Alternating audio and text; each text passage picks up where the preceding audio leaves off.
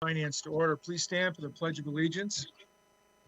I pledge allegiance to the flag to the of flag the United States of America and to the republic for which it stands, one nation, under God, indivisible, with liberty and justice for all.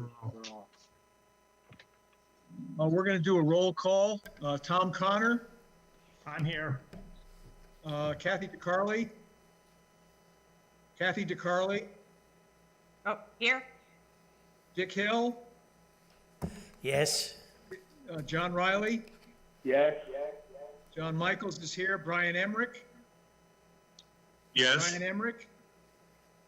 Bill Yes. Colley, Here. Rob Laban. Here. Rob Laban, Here. here? Okay, all the regulars are here.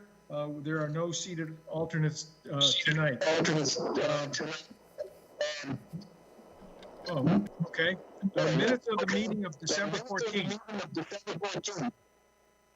What's going on with the feedback, Dan? Do we know?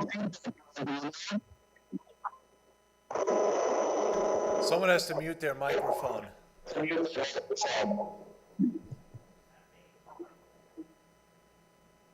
Okay, that's better. Thank you, whoever turned your mic off. If you want a speaker be recognized, please turn your mic on again and we'll put up with the noise, I guess. Minutes of the meeting of December 14th. They were sent out. Are there any additions or corrections? Hearing none, is there a motion John? to approve the minutes? John, Yes. I guess no real correction. I just noticed that in the write-up, one place it refers to the RFP for the radios as coming in months. And then later, it says will be issued soon. So maybe that can be clarified later. We're going to have a radio refresh on item 6A, and we will talk about that. Okay? Any other additions or corrections? Do I have a motion to approve? Move. Thank you, John. Is there a second? Second. There's a second. All those in favor? Aye. Aye. Aye. Opposed? None. Abstaining? None. Thank you. Public comments. Dan, did we get any emails? We did not get any, John. New business, radio refresh update. Dan, So talk to us. The RFP for the radio refresh is currently with Jeff Tinley. He's reviewing it, and as soon as we get it back, we will forward it to you guys to review as well. Jeff, do you have anything in here for the radio refresh? The RFP, actually, Jeff Tilley is looking at it, but we are going to meet, once we get it pretty well shaped up, we're going to get it out to have a meeting with the radio refresh group to let them know what the RFP looks like, get their final input, and then get it put out. So I'm hoping to get that done this month. For budget. I happen to have, Sorry, John. I go happen to ahead. have a conversation with Dan and Don Antilla of the Radio Refresh Group, and I understand that the RFP is going to be rather granular, so that we will have options as to whether or not we do pieces or don't do pieces. That way we can get the RFP out going, and the fiscal office and Jeff and the group can find out, make a recommendation as to what we think we really want to do. We don't have to do this whole thing, I understand. There are pieces that we may be able to defer or eliminate. Is that correct, Dan? That is correct, John, and there's a few pieces that we're looking at, even so much as the consoles. Do we need to do 2 consoles or 1? And we're looking at all the options radio-wise. We're looking at every department who, some departments may not need to be refreshed right now, so we're really looking at everything. So if I could, we're going to put an RFP out for everything, And the idea is to then pick a la carte of what we really need to eat and what we probably don't need to eat right now. Maybe we should eat it at a later date. So the RFP will be granular in that it won't be so specific that only one vendor may be able to bid it. And there are examples in other municipalities where the RFP was so particular that the only thing you could buy was a Tootsie Roll. You couldn't substitute anything else other than the Tootsie Roll. And at the end of the day, we're going to make sure there's a competitive bid for the town. I have a question. Yes, Dick, please. One of our problems on this radio deal has been that, you know, we purchased a Motorola system a long time ago, and you know, it got to the point where, sorry, we don't make any parts for that anymore. So do we have any thinking in the RFP where we ask the potential suppliers, what can you do to extend this for us, rather than maybe buy it and have the same thing happen down the road? I guess I would like to see where we're asking them what they would recommend to extend the life of the system when we buy it. We shouldn't get ourselves in a position 10 years from now to be told we don't make the parts anymore. So to me, that should be something in the RFP. And I guess the other question that I would like to raise is, are we just asking them how much is this different stuff going to cost? Or are we asking for something then other than just an upfront cost? I'm looking for the possibility of some kind of a lease situation. So I think we ought to be asking them to supply us different potential programs for how we pay for the system. So I can answer that, Dick. In the RFP that I've been reviewing as it's been developed, in that, number one, there will be, it will address the concern about being end of life and how long, and guarantee of how long, or what they're going to give. So I think you'd be happy with that. And on the lease, yes, there's going to be something in there of an option for a lease payment type of thing, or payment along with an upfront payment. Okay, thank you. Any other questions from anyone else about the radio refresh? I guess the only other question, John, gets back to the minutes. So how long is this expected to take? Because the minutes from the last meeting, which I didn't even think we talked about RFPs, but one it says months and the other says soon. So what do you expect to have this thing out, Jeff?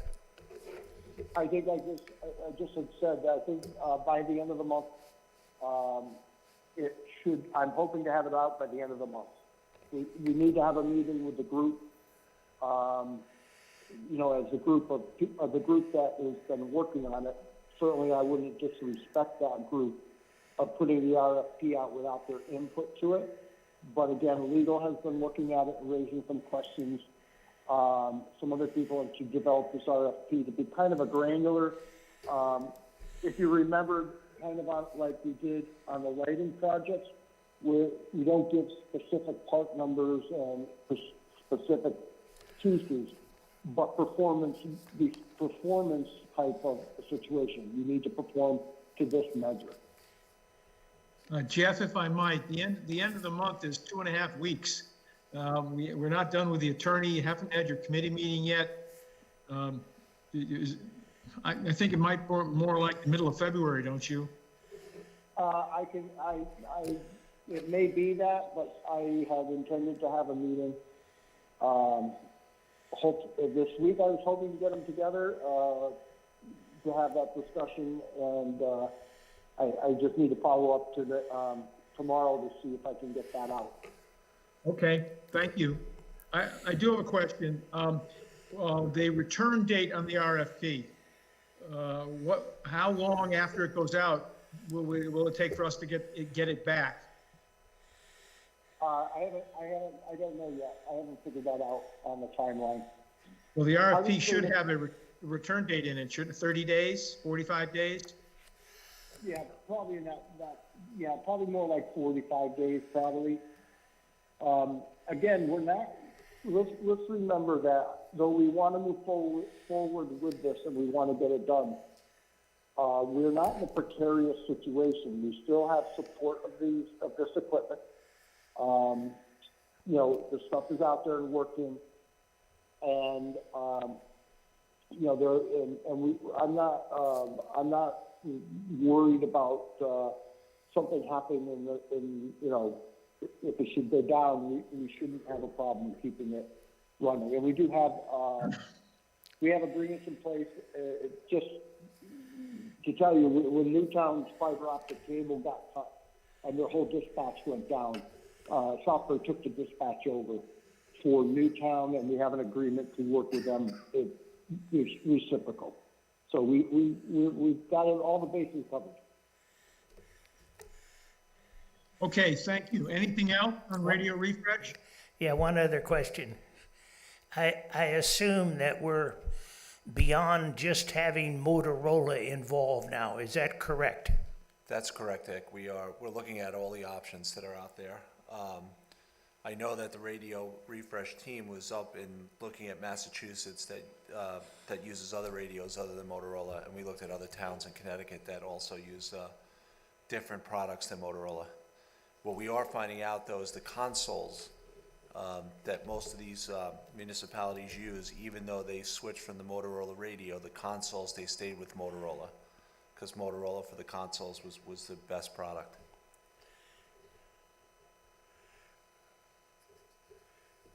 Okay, thank you. If there's nothing else on radio refresh, let's go to the unassigned general fund. We promised there would be a peek look at that. There are two pieces to it, because Dan is considering and I are considering a fundamental change to address bonding. And the second part, the bonding fund is an integral part of this discussion. So Dan, would you take us between the two? And once you're done, then we'll ask questions. Sure. So as we put this together, looking into the year-end numbers and what we have in unassigned, at the end of fiscal year 2020, we had $4,172,820 in the unassigned general fund.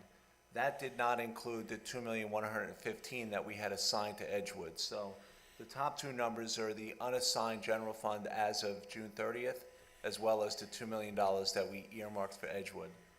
If you go below, we put back in the Edgewood $2,115,000 just so we could show it in as a assignment and out as an expenditure.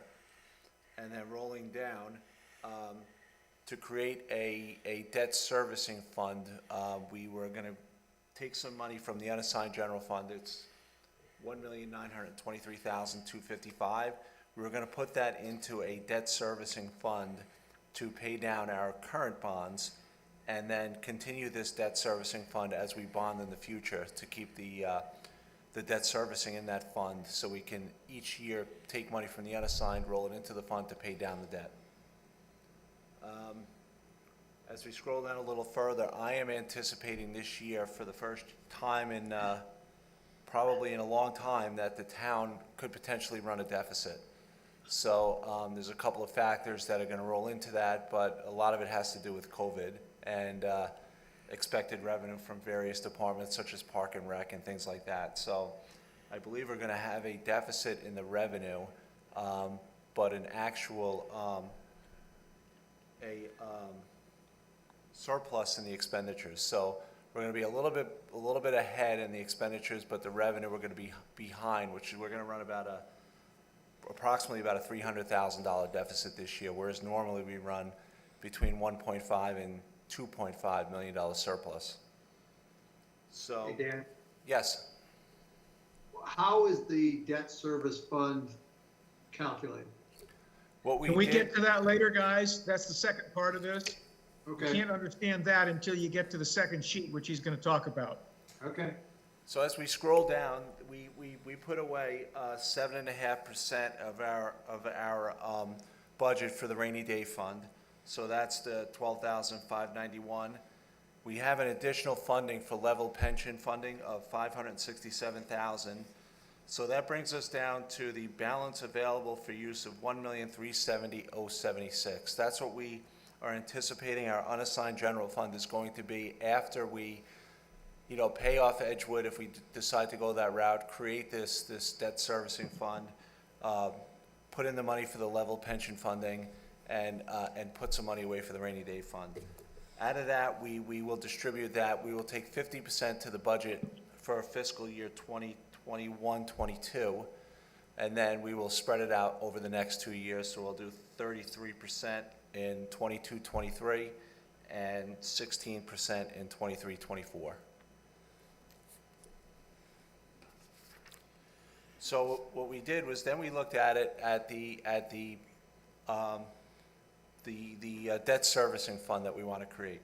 So we took our current debt, and Betsy, you want to scroll to, we took our current debt, which is, Can you make that bigger, please? You can't see it. There's no way I can see that, yeah. Is there any unfortunately, way to John, make it bigger? I don't know Dan? I don't think we can make it bigger, John, on the screen, sorry. We're gonna try now, Betsy's gonna try, see if she can. What if you control and move the mouse?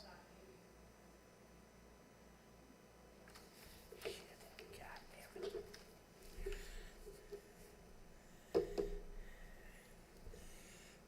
There you go.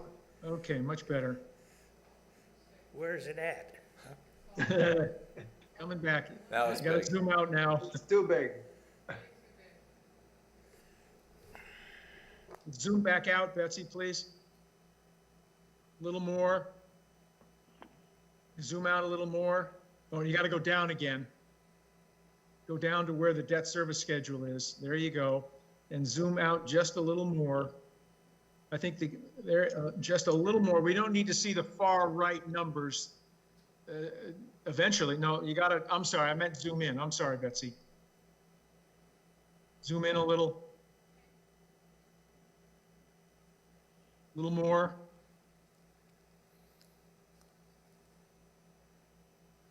Can everybody read that? Yes. Can anyone not read it? Thank you.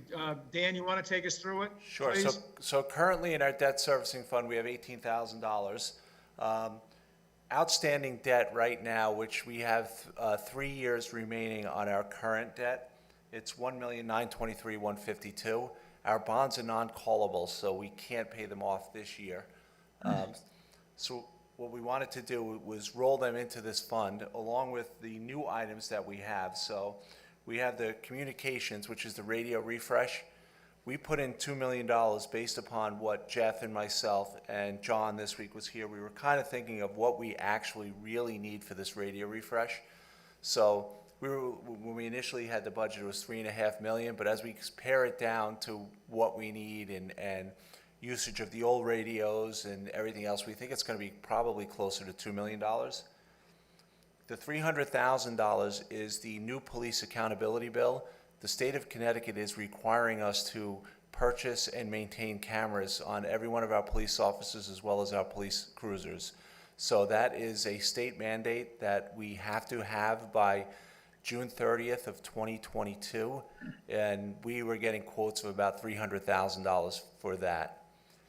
The additional $2.5 million is if we do decide to do anything with the Ballantine pool, which means we would move the money that's in the Edgewood, the $2,115,000, add in $2.5 million, which is the price quotes that we got from the 4 vendors that looked at Ballantine, $4.6 million. So those are the items that we put in there, and then we estimated an interest of about 3%, which came in the fund of the new items, $4,944,000. And then if you add in the current debt, it comes to $6,067,152. So then what we did was we put together just a rough schedule of payments. So that the top line is payment of the current debt based on the schedule. So we have 3 years remaining on our debt. Those are the 3 years of debt servicing that's left. The second line is the pay down of the new debt that we'd be adding into this, which would be the communications, the cameras, and the pool. So we did that over 10 years, so a 10-year debt servicing. So the number that we have in there would be the number that we would be required to roll from the unassigned general fund into the debt servicing fund each year to pay down our debt.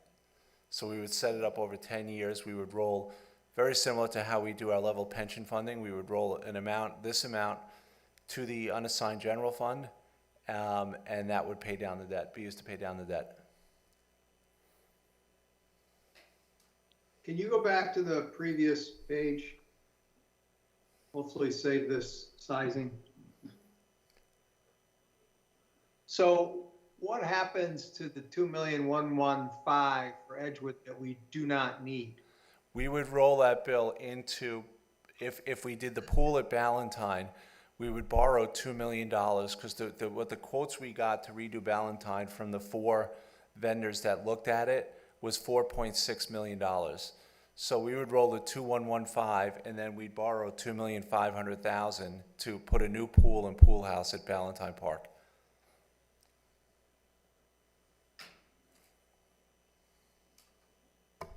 The only problem with all this is there certainly is no guarantee that we'll ever have a new pool or when that might happen. And we're talking about bonding with the radios that are coming up now. The pool could be several years away, if ever. So I'm not sure why. If I might, Pardon me? I'm sorry, Dick, we've thought about that. First of all, these numbers are back of the envelope numbers. They're certainly in the right order of magnitude. These 2 sheets are put together to show you the concept. And the numbers are close, but over time, they'll get a lot closer. Every single number in here is going to be changed, I'm sure, except the beginning balance, the debt service we owe, and the amount from the pension supplement. The existing pool, Jeff tells me, and if you would talk about it, Jeff, if we're lucky, it'll last for next year, and he's trying to stretch it to the year after. Now, it's going to take 18 months after, here's the time frame. If it's determined sometime in the near future that Ballantyne will not go through, and Jeff ought to talk about that too. If that's determined, then it's going to take us 18 to 24 months to design a new pool. That doesn't happen quickly. And then build it and then open it. So Dick is correct. It's going to take time, but this scheme, that's not a very good word, but this scheme envisions we're going to have a pool one way or the other. If we do have Edgewood, well, then we wouldn't have to borrow the difference, $2.5 million, and then we would borrow less. And we won't know that until we know whether or not we're going to own Edgewood, which Jeff will talk about pretty soon. So Dick, you're correct. It's going to take some time to figure this out. What Dan and my plan is, you'll note that with this whole scheme, the annual support from the annual budget for debt is currently 8 million. It's on the other. It's currently next year 8 million. It's $847,000, John. This year. Yep. And we would replace that with 667 about. That's almost $200,000 less money coming from taxpayers. I'm So we sorry, would what lower is the 8 support million? of- It's 847,000. It was just the way the numbers looked, Dick. It's 847,000 is the debt service payment this year. What we That's how would much do- is in this year's budget to pay debt service. We would- Next year's budget would have 667, or a reduction of, what, $180,000. And we keep our powder dry, flexible, so that and then it would stay 667 for the next 10 years, and you, coming out of the annual budget, no increases, and that would get you the communication system, the cameras, and a bigger Valentine pool with no tax increase. So what would you do if you decided we weren't gonna have a pool? You would then bond Then- you would bond what's left? Yes, And, yes. John, why is it 10 years and not something longer? Is that magic in the 10 years? No. We did 10 years, There- Dick, because the communication systems generally last 10 years. So we didn't want to bond out I hope longer we than get the one that lasts lifespan. longer than 10 years. That's the crux of the matter. We're in the process, Dick, we're in the process of trying to figure that out. Like I said, this is directional, conceptual. We're gonna have to get better numbers on how long the cameras last. We're gonna have to get better numbers on what we've bond for communications and what we don't bond and what we have to replace otherwise. But yes, the pool would be a 20-year thing, maybe a 30, and the communications might be 12 or 10, I don't know. But we've got to figure out what kind of bonding package to deal with. Sorry, I'm still lost a little bit. Can you go back to the previous page? Bear with me. So the previous page says that you had $6.3 million of fund balance. Is that true? Or That's is it- correct. That's correct, Bill. All right, so and you don't need the 2.1, but you do need the $1.9 million for debt service. And you have a Excuse me, deficit- Yeah. Bill, excuse me, you said you don't need the 2.1. Why do you say that? Because you're It's not. already voted, it's already voted by the Board of Finance as in a special section of the unassigned general fund. We need that to pay for Valentine, because the greatest likelihood, which I hope Jeff will speak to, is that we will go through with Edgewood. So, but we're not going to do Edgewood, we're going to do Ballantyne instead, right? No, excuse me, the debt service piece anticipates having to borrow more. Yes, I think I see what you're getting at. The second sheet, which is the anticipated bond payments, is based on the 2 million one from Edgewood rolling into, we're not going to do it if we don't do it, rolling into an additional 2.5 million to build a new Ballantyne. Oh, so you need, so to do Ballantyne, you need 2.1 plus Yes, 0.5, a total of 4.6. Yes, Bill. Yes. That's correct. We got quotes Never from, mind, okay, I'm clear now, thank you. Is there any reason, go ahead, Dick, I'm sorry. you know, the radio thing is right in front of us. We're gonna have to do something with that. So is there any reason why you wouldn't have a small bond to cover that and those other items?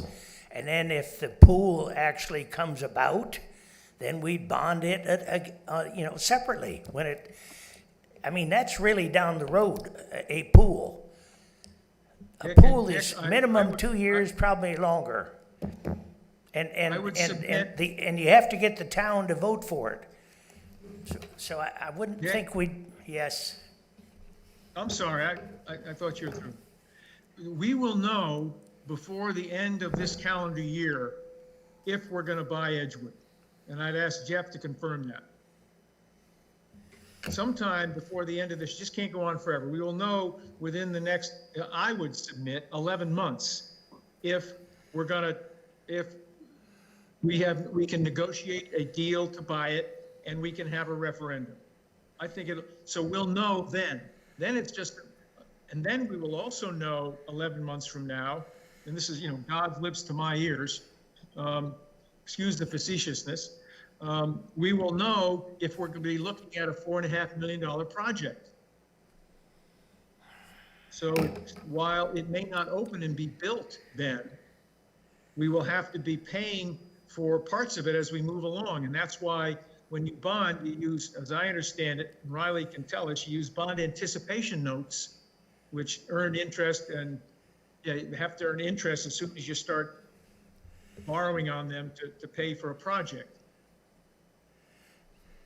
What's the And one of the- minimum size bond that you can go for? Is there a minimum? I'd ask John Riley, $4 or $5 million is the number. You don't want to be borrowing $1 and $2 million. I'd ask John. John, can you talk about that, please? Yeah, you're right. I mean, between the legal costs and the underwriting costs and everything like that, $1 million, to me, it makes it, it just pushes the cost up, so it's not feasible. I look at this and I raise one other question at this point that we should be looking at fairly soon, is if we do not buy Edgewood, we should not, I don't think at this time, have a definite assumption that we are going to build a new pool. We need to look at all of the issues, the cost, the revenues, what it is. I have a concern with rebuilding Valentine unless there is some way there to improve the parking and get more people to use it. We're losing money on it already. Now the costs go skyrocketing because we got all told, $2.5 million more in bonds we have to pay for. Okay, what is going to be the cost to the total taxpayers for the few people who might be able to use that project if we cannot relocate it, cannot get more parking, and cannot get more families to buy into it and actually pay for it? That's the type, to me, that's the type of a feasibility study that should be going on fairly soon. And John, it's Dan. I agree with you on that. We need to make sure that we have the families that are willing to use the facility. The $4.6 million does include increased parking and handicap access and a full ADA compliant bathhouse. Okay. But the question is, can we get people to use it, and can we then get some type of a reasonable balance between total cost and total revenues? I think that's a question certainly that needs to be addressed. How we address that, which in the next few months, there's no way to get that answer before we finalize this budget. And Oh, right yeah, now- you're absolutely right, John. I mean, my point is that it is something at the right time we need to begin to look at. As soon as we know if Edgewood is going to go through, and Jeff, hope maybe we'll speak to that timing. As soon as we know that, then we can have the referendum about whether or not we're going to do Edgewood at all. And then if we do Edgewood, it's done. If we don't do Edgewood, well, then we have to decide, are we going to do Valentine? But I mean, maybe to John's point, I mean, it might help inform the real decision about both of them. If we push forward more, I mean, I guess this is really Jeff's decision, but if we push forward more on the kind of real planning for Valentine, because I felt like in the Edgewood decision, people weren't really taking that seriously. Since we've got this much more time, would it not be advantageous to push forward more on so people are more informed about what Valentine might really cost, right? I think, Tom, I'm afraid in order to do that, we'd have, because we've got some three very close specifications to replace what we have at the $4.5 million mark. If we want anything closer than that, we're going to have to commission an architect for, and I think that the number we're told is 6% of the total project. So that would be about $250,000. So if we want, today, we could start designing Edgewood, but it's going to cost us $250 to get a definitive number. All right. And Okay, we can do so- that. We Yeah, can no. do that, and we'd All be right, ready. so let's leave it. So obviously, the decision really rests on Edgewood. And whatever we can do to speed that up is what we have to do. So this is Jeff, and that is correct. And what we are waiting to find out is from the owners, when we did the due diligence and we did some test boring, and we found a contamination problem, in order to finish up, we would have to do more test boring. And I don't remember, Dan, maybe the number was like $30,000 more, between $20,000 and $30,000 more to finish up that boring in order to determine the totality of the contamination, where it lied and how much, so you could get pricing on remediation. We then offered that to the owner of Edgewood, whether they wanted to continue with our engineering company, and they determined that they were going to use the current results that were from the test boring that the town did. They said they would use their own environmental company to finish the testing to determine the extent of the remediation required and what that would cost. And of course, at this point, we could not move forward with a referendum because we did not, we could not determine, we couldn't put it out to the voters because we didn't have enough information. So we're waiting for the owner to finish the final testing and extent of the contamination, and then have discussions about what the remediation, if they're willing to remediate it, and how that affects, how that's going to affect it. So we have to wait for those results to determine whether we're going to go forward or not. I think Dick has asked that we make this, the unassigned general fund available a lot earlier than we used to. We're a couple of months early, which is a good thing, so that you can see what Dan and Jeff and I are thinking of conceptually about how to handle this. What this does, it raises a lot of questions. And because we started early, we'll hopefully before April, got 3 more months, we might have some more questions answered that have been raised tonight. Is there anything else you guys want to talk about, ladies and gentlemen, excuse me, want to talk about tonight about the unassigned general fund? If not, we'll move on. Dan, can we go to the next item? Good job, Dan. That got a lot of clarity and understanding. Good work. Jeff, First Selectman's report. Okay. Other than the fact that we're about to move into the budget side where I will make my recommendations on any additions or cuts to the budget, I frankly think we're doing this has been a lot easier process than I have experienced in prior years. And what we're doing during this exercise with our department heads as they're bringing it in here, we're trying to see what kind of money is not going to be spent to kind of project where we're at with that, and if we have to deal with whatever deficit that may come from this. So we're still trying to put some of those numbers together up to that point. We've already discussed the Edgewood, and it's my firm belief that the Edgewood is not necessarily off the table. We just need to do some more processes in order to make the final determination of whether we're going to bring it to the public for a referendum vote. I would remind everybody that when we talk about the Edgewood and the revenues and the revenue streams and the whole concept of this, the Edgewood was not just a pool, but there were revenue streams generated by the tennis courts and a number of other pieces in there, and also that you could open it up to other municipalities in the future.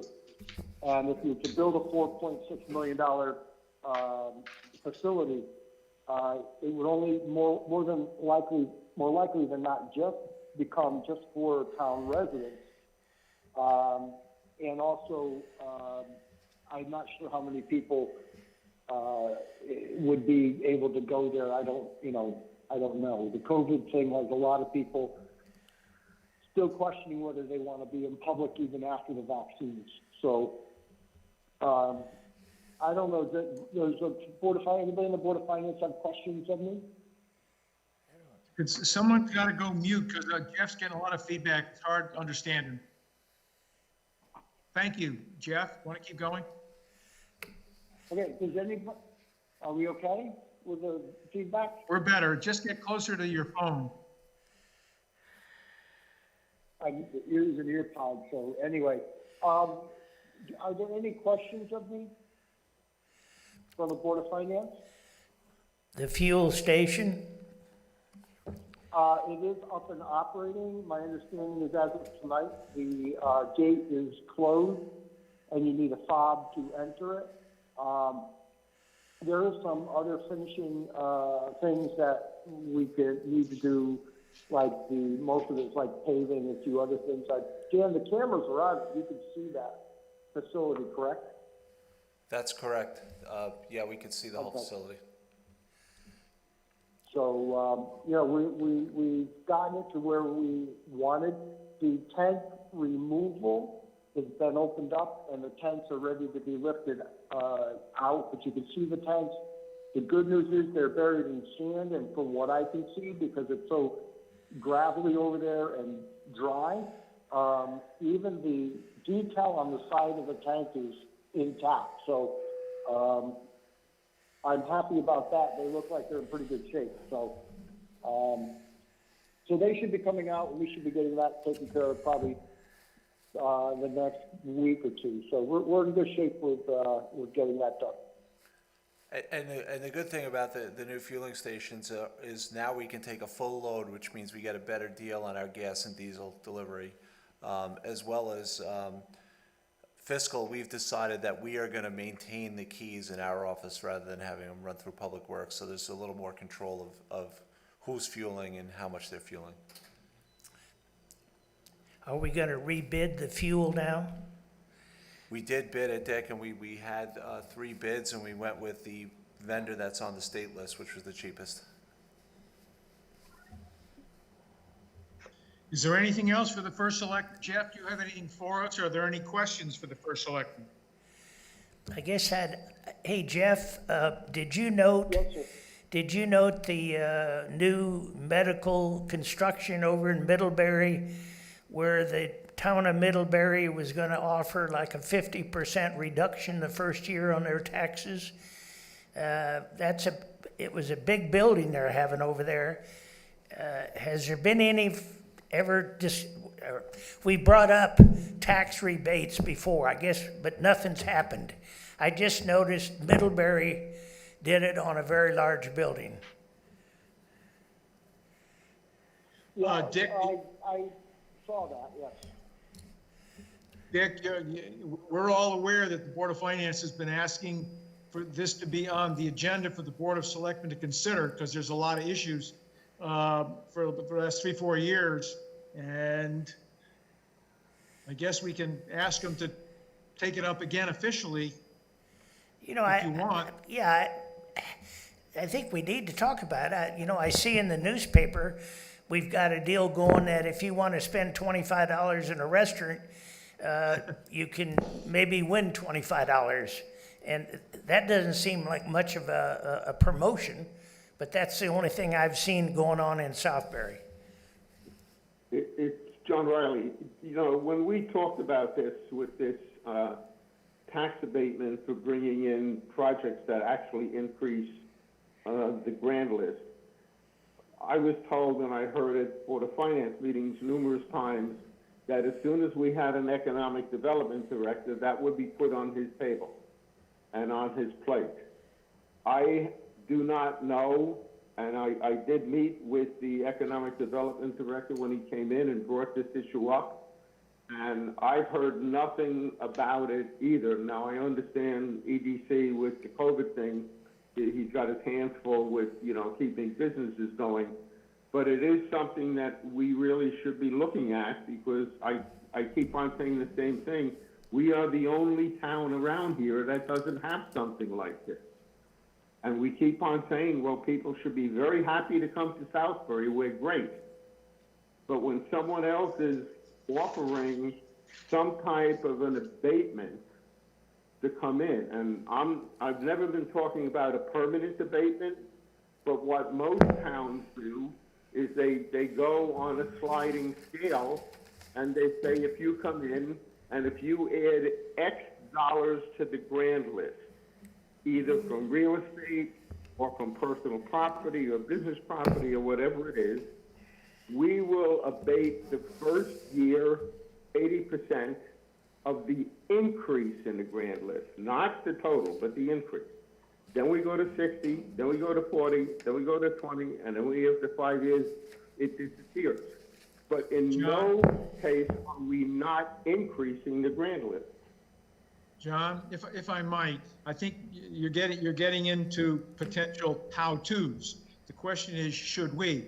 And I think Dick's point is that I submit Dick's point is that the Board of Finance should encourage the Economic Development Commission to look into this, and maybe we should send them a letter telling them we would like them to decide if and when and how they're going to address the issue by, I don't know, June, pick a date in the next 90 days. Let them, because that's their job. They and the Board of Selectmen, I think, need to weigh in on this. It's not, we don't have any juice here other than wanting to have it happen for the general sake of the taxpayers. But there are pluses and minuses.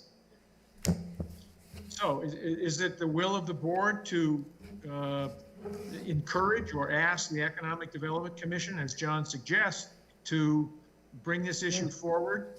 When's the next time? When's the next time he comes anyway? We've been inviting him roughly once a year, haven't we? To speak to us? He was He's always just, in here. We could ask him to come next month and talk about the issue. We could certainly do that. If you do, structure his presentation, okay? Rather than a long rambling thing, yes. Correct. We will do that, Dick. Yes, we will make sure that there's not a lot of words. Thank you. Well, why don't we do this? Dan, would you please ask the Economic Development Director and the Chairman of the Economic Development Commission, the two of them, to come to our next meeting and talk only about the issue of tax abatements and how we might go about deciding whether or not we should in Southbury. That makes sense, guys? Yes. Yeah. Okay, Dan, you got that? got it, John. And Betsy, you'll put it in the minutes that way. And Dan, you'll talk to the two of them I will. about next, okay.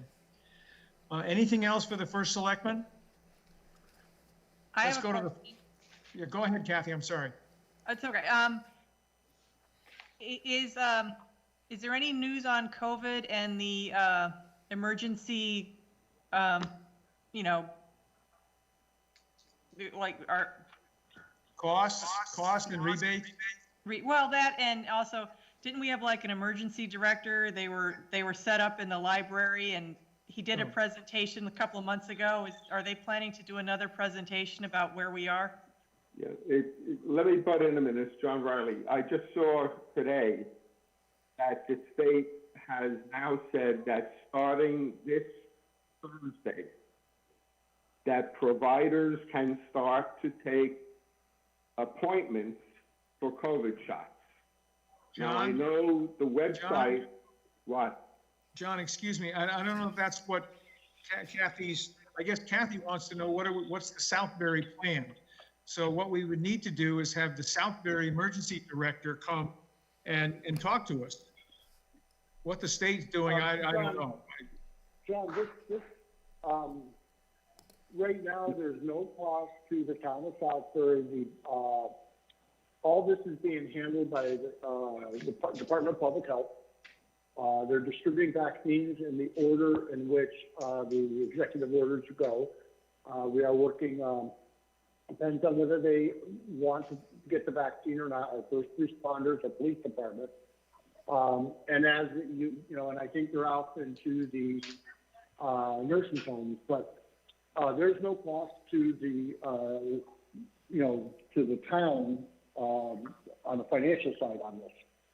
Right. So, Kathy, what was your, if I might, I'm not sure we're answering Kathy's question. Kathy, can you be a little more specific about what your question was about? I just wanted an update as to, like, if we did have a plan, what we were doing. Plan for what? Financial- Vaccines? A plan for what, Kathy? Vaccines? Yeah, vaccines or, Okay. how we're doing the spread wise, anything like that. I mean, we haven't had a report on how we're doing. That's not a Board of Finance thing. That's the Department of Public Health on the rollout and and it's on the website. I think the numbers are going to come in. I think either today or tomorrow. The new numbers are going to come in. I think Jeff is right, Kath. That really is not in the Board of Finance's purview. It's certainly interesting. We all care. But it's not something that's really in order here. But I think, John, it's a broader question, and I'm not questioning you and I'm not questioning Jeff. But if you go to the PDDH website, there's a thing on there about vaccinations.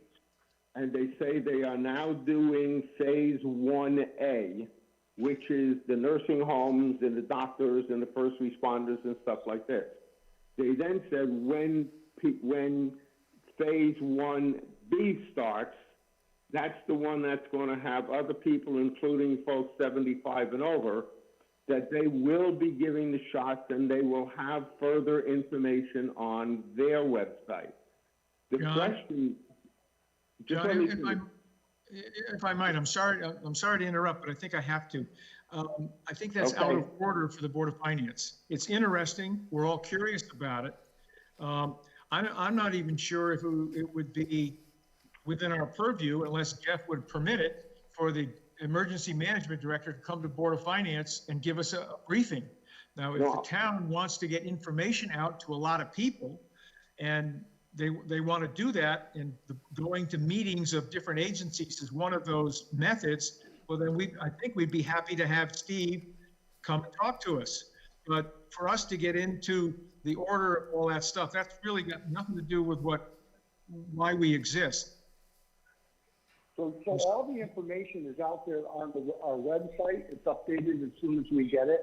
Our emergency management director has it. He puts it up there, and we get the information from Proper Health Department to put up. And as soon as they have it, we post it, and it's all out there. But okay, I'll let it go. But the question in my mind with the town is that beside what's on the PDDH website, there's very little on the town stuff except the number of cases.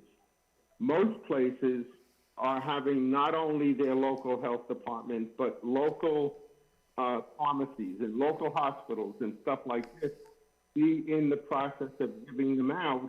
And I think eventually that information about all the sources has to be available to town people. That's the point I'm making, and I know it's not financial.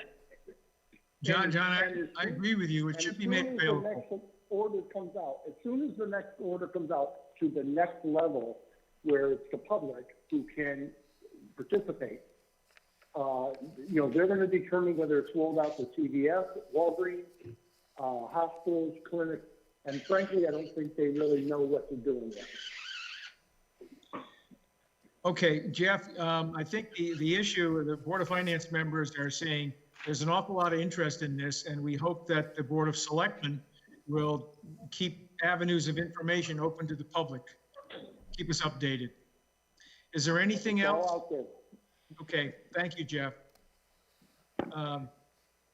Okay, Dan, budget So, and Teamsters? yep, budget, we are just about ready to hand the budget, the department head's budget over to Jeff. Pretty smooth this year, getting everything together. We're waiting on just finishing up the roads. That's the last piece we're waiting on, and I believe John is gonna have his meeting next week with the road committee to finalize that. But we kind of have an idea of what that number's gonna fall out at. The Teamsters, we have a tentative agreement with a 3-year deal with the Teamsters. The number is below the threshold for Board of Finance review.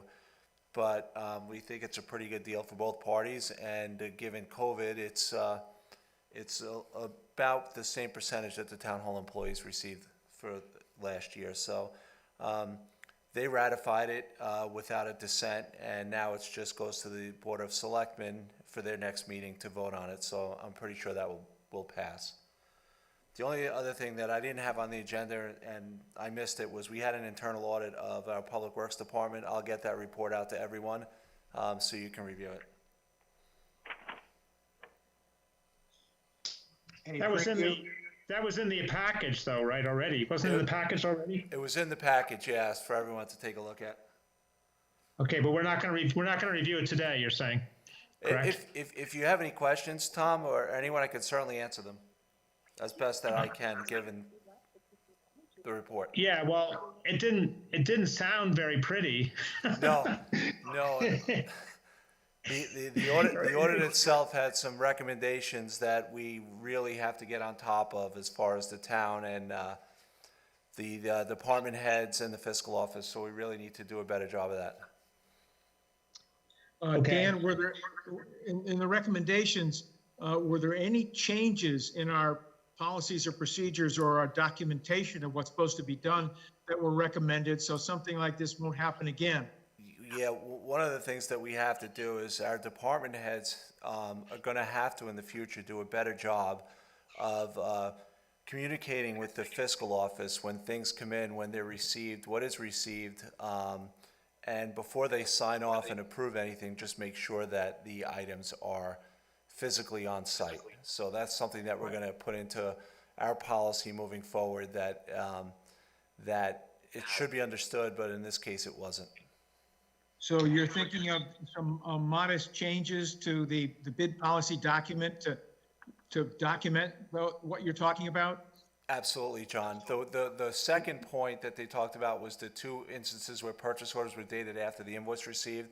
That was a year-end item, and the Board of Selectmen approved the items. It's just Munis was not closed yet to issue the purchase orders, and it was a timing issue that we had to put the order through to get a better deal on the capital items. It was the mini excavator, and it was for chip sealing items. So those 2 items we're aware of. They were actually approved by the Board of Selectmen before we issued the PO. So I think we were okay there.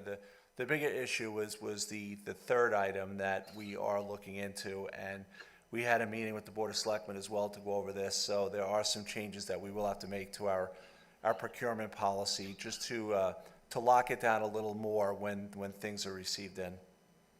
Dan, well, when do you anticipate a draft of the wordage? In the past, we've had this policy go from the Board of Finance to the Board of Selectmen. Why don't we try to keep that Yep. scheme? So, I would like to have that wording for your next meeting, John, in February. So we're already started to draft it, so I would like to have it for you guys for next meeting. But I'll get it out to everyone before that. Right. your highest priority is the budget. If we don't, people are going to be doing the right thing for the next 60 days. If we didn't get it to our March meeting, I think we'd be okay. Okay, I'll do my best for next meeting. If March, it'll be March, but whenever I have it done, I'll send it out to everyone to review. Okay, but no later than March. But also, Dan, but besides all the things that I read about, the various process issues, right? Was there any material issue that came up, like a material money issue? There was no material money issue, Tom, but there was some things that gave us all a little bit of pause. Okay, and you're going to talk about that later when we get the new version, right? Yes. Okay. I was curious, Dan, they looked at 20 items, I believe, out of how many? They selected just 20, I guess at random, to review. They saw, What, yeah, what they- kind of a group were we looking at in total? we gave them about 75 purchase orders and they picked 20 for testing. They found several items. I wondered if we shouldn't have looked at more. One of the things that the Board of Selectmen had suggested was that we do an additional, after we get through this one, do an additional audit of the whole department. And this was part of the items that the Board of Finance had approved, the additional items, so this is the first of quite a few internal audits of departments we'll be doing this year, because we sped up the process to a 3-year instead of a 5-year. So I think we went from 2 years rather than 3. That's for- correct, for John, item sorry. 1. That's correct, sorry. Okay, and where are we in the funding for that? Has that been taken care of? It is. Okay, thank you. Any other questions of Dan before we go on to the financials, the consent agenda? Let's go on to consent agenda number 9. Are there any questions on that? Any of the financials that he set out? Yeah, I looked through a lot of them.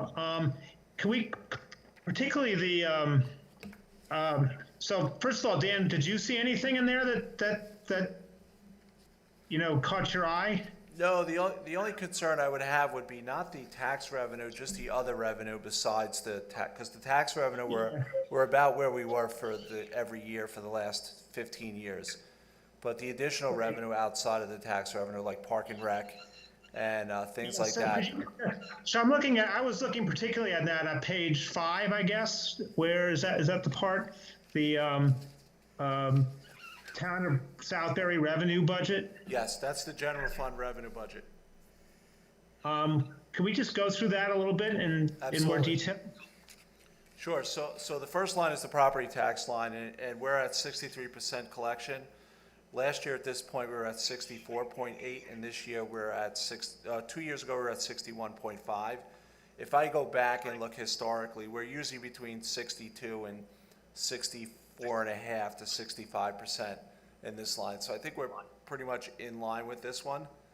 The motor vehicle supplement, where last year we were at 40%, this year we're at 37. So we're in pretty good shape there. Prior year's taxes were a little below. If I look at our collections for December, we're a little ahead of where we were last year at this time. So I think at the end of December, we'll be okay there. Interest and fees, we're pretty much in line. Interest on FIA, we won't book that till the end of the year, so that's okay. KERMA rebate, we are no longer working with KERMA, so that we will not be getting this year. Park and Rec, but what we did when we switched, the switch to the Travelers saved us more than the KERMA rebate that we received. So we're gonna see a better on the expenditure side there. Park and Rec, when we booked our park and revenue budget, we booked it in February, and then COVID hit in March. So we had anticipated about $389,000 in revenue. We're probably only gonna receive about $55,000 in revenue this year. So we're gonna have a considerable shortfall in Park and Rec revenue. State and Connecticut federal grants, last year at this time, we received the FEMA grants. So if you can see that $1,159,000, $1 million of that is the money we got from FEMA. So we are a little bit ahead this year if you take out the FEMA money, one of which is we received for COVID $135,000 from the state of Connecticut to cover what they would consider our shortfall on the FEMA application. So we got a full funding from the state on that. Town Aid Road, we got the second half in today, so we're fully funded there from the state. Telecom property tax, I think we have not received anything, but we don't get that till the end of the year. Town clerk fees, you'll see that, the property sales in Southbury are pretty good right now, so our town clerk fees are considerably higher than they have been in the past, and matter of fact, they're almost at 100% of what we anticipated. Yeah, that's one thing I wanted to ask about. What's driving the increase there? It's property sales. Oh, okay. Yeah, we sold some big properties in Southbury, and it's the conveyance tax is the big driver there. Okay. But wouldn't that conveyance tax for the second half of the year make up for the recreation downfall? It may not, we'll see. It may. It may. Yes, it may. It may, Okay. but it may not. Is that what you forecast when you put in the minus 400 in the revenue? I am forecasting that the town clerk fees will go up considerably, but I just don't think it will offset what we're gonna lose in the recreation.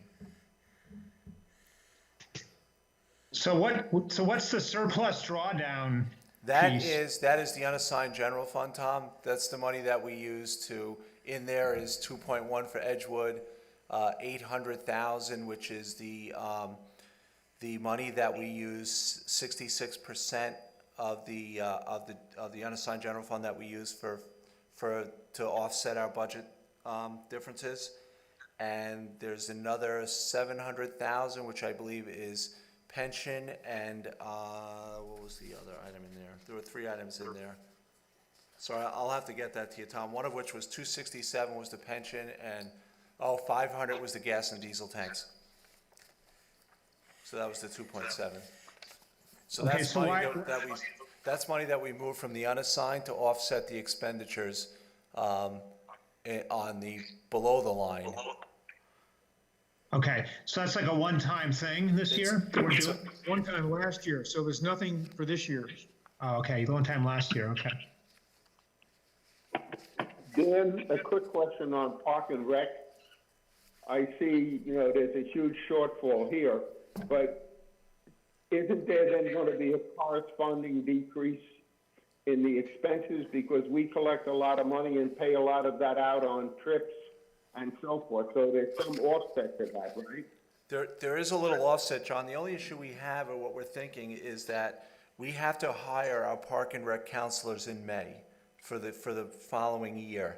And if we have to do that, we don't even know yet if the state's gonna allow us to open the pool. So we have to, Right. we're assuming they will, but that's kind of where our concern is now with that revenue, because a lot of the offset would be in the program and the salaries, but we do have to make a consideration that we will have to hire before we realize if we're gonna be able to run the programs. Okay. Okay, let's keep going on this. Anything else on the treasurer's report? All those reports? Tom, said you had others? Don't want to cut you off, I just want to keep going. Yeah, I did, but let me just, I'll talk to Dan about them individually, just because I want to understand some pieces, but I'll just ask him some individual questions offline. Okay, thank you. Let me ask Dan a question. Dan, do we have any more outstanding money from FEMA? We have, for the COVID, we have to submit our application, so I think that's gonna be about $135,000. Okay, that's minor. Yep. We don't have an outstanding large number. No, the state of Connecticut, we submitted and got 100% of what we were anticipating from them. Can you tell me, what was the grant that we got to help us with the fuel tank? How much was that? That was the STEEP grant. We have not received that yet because the state has not funded that yet. It was $128,000. And when we just checked with OPM this week, the state still hasn't funded it yet. So I'm not confident that we're gonna get that grant.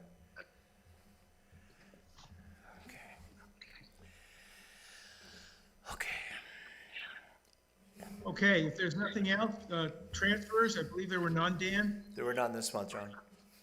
Future business, Dan, could you talk about those 3 items? Yep, so the Pomperaug River Bridge, we're gonna start in February, so we have that pretty much lined up. It's just about done. We have all the documentation to forward to the state. So that we will start and finish in February. The radio refresh, the RFP is at the town attorney and he's reviewing it right now. So Jeff said we should have that, by the end of the month, hopefully. The ad hoc committee to review the pedestrian study grant, we have not received the grant yet, so as soon as we get information that the grant is set, and we will set that committee up, and I believe that John Riley and Kathy DeCarly have the information for that grant.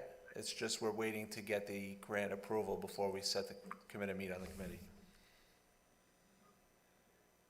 I asked John and Kathy, I guess you've read everything.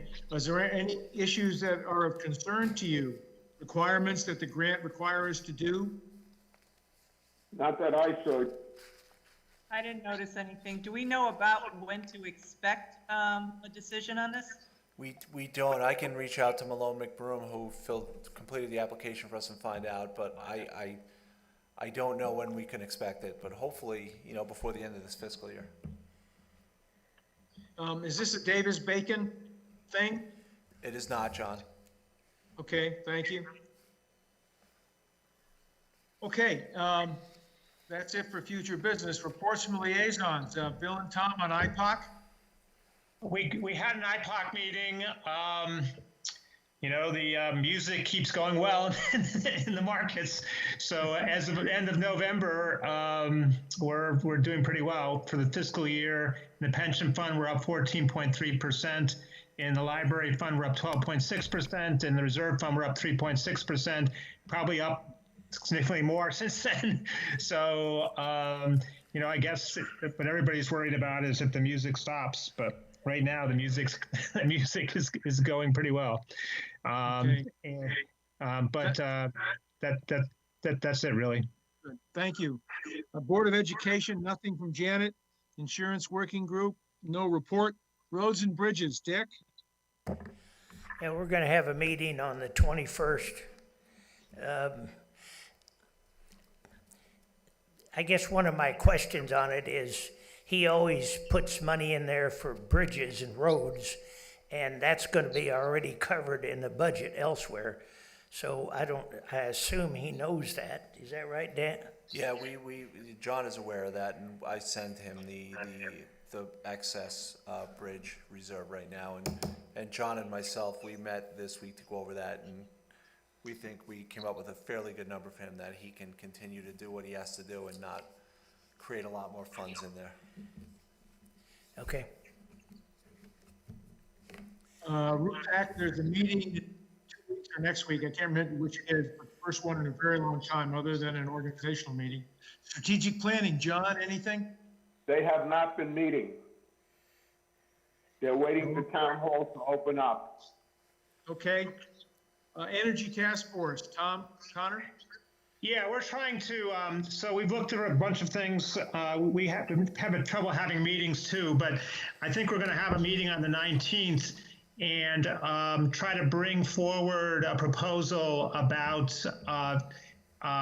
putting out an option, at least pursuing the option and getting in the queue for virtual net metering, because there's no, very little cost associated with actually getting the option and getting in the queue, and it really is an option. We don't have to take it if we get on it anyway, but so there isn't, we see much downside in doing that, and it's really virtual, so it's a financial transaction. It's not it doesn't require a lot of the physical pieces we've talked about before. If we get in the queue and get the option, I think the biggest choice for us will be, are we happy to lock in an energy contract for a very long time that we can't get out of, so I think that'll be the key decision point. But the option doesn't require that we do that, and we can make those decisions about it if and when we get in the queue and get the state acts and everything. Thank you, Tom. Is there anything else anyone wants to bring up at the meeting? Hearing none, we have a February 8th is our next meeting, and we will be adjourned. Okay? Thank you, everybody. Okay, we're adjourned. Enjoy the football game. Thank you. All right. Thank you. Okay, guys. Yep. Bye. Jacques?